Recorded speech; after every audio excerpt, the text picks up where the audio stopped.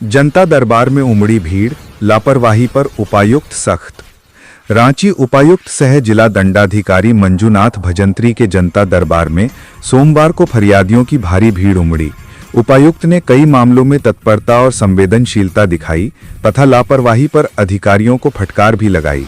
LRDC court के आदेश के बावजूद म्यूटेशन नहीं करने पर रातू सीओ रवि कुमार को शोकॉज किया गया, जबकि कांके अंचल में अस्वीकृत म्यूटेशन के मामले की जांच का आदेश अपर समाहर्ता को दिया गया। ईटकी अंचल में एक डीड पर 2 जमाबंदी करने के मामले की जांच एएसओ को सौंपी गई और अनगढ़ा में आवेदक को परेशान करने वाले कर्मचारी को शोकॉज करने को कहा गया।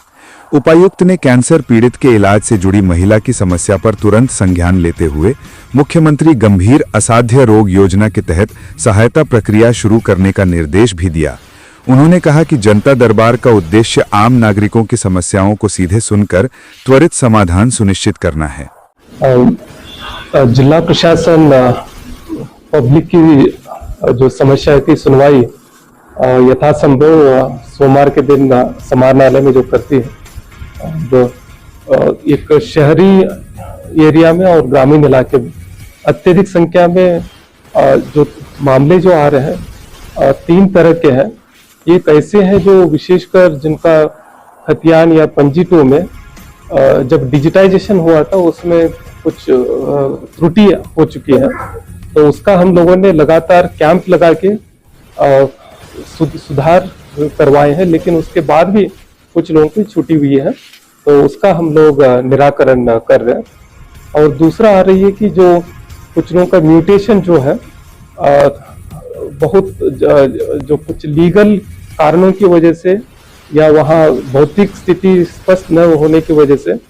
वो निष्पादन दाखिल खारिज म्यूटेशन नहीं हो पा रही है, तो उसका भी हम लोगों ने सीओ को बताया कि समय सीमा में उसको निष्पादन करना अत्यावश्यक है, ताकि उनको कोई आपत्ति है तो वो लोग अपील या रिवीजन में जा सकते हैं। और तीसरा जो आती है जो जमीन विवाद, जो उस तरह के जहां बहुत दिनों से जमाबंदी किसी की चल रही है या अलग अलग डीड्स बन चुके हैं, तो ये व्यवहार न्यायालय या सिविल कोर्ट के मामले प्रतीत होते हैं, तो उनको भी हम लोग यहाँ हमारे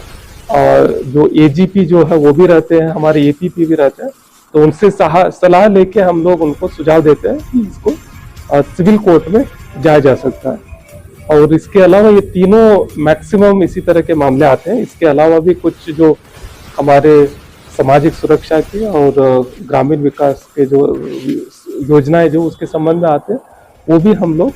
संबंधित पदाधिकारियों को बात करके निष्पादन हम लोग करवाते हैं।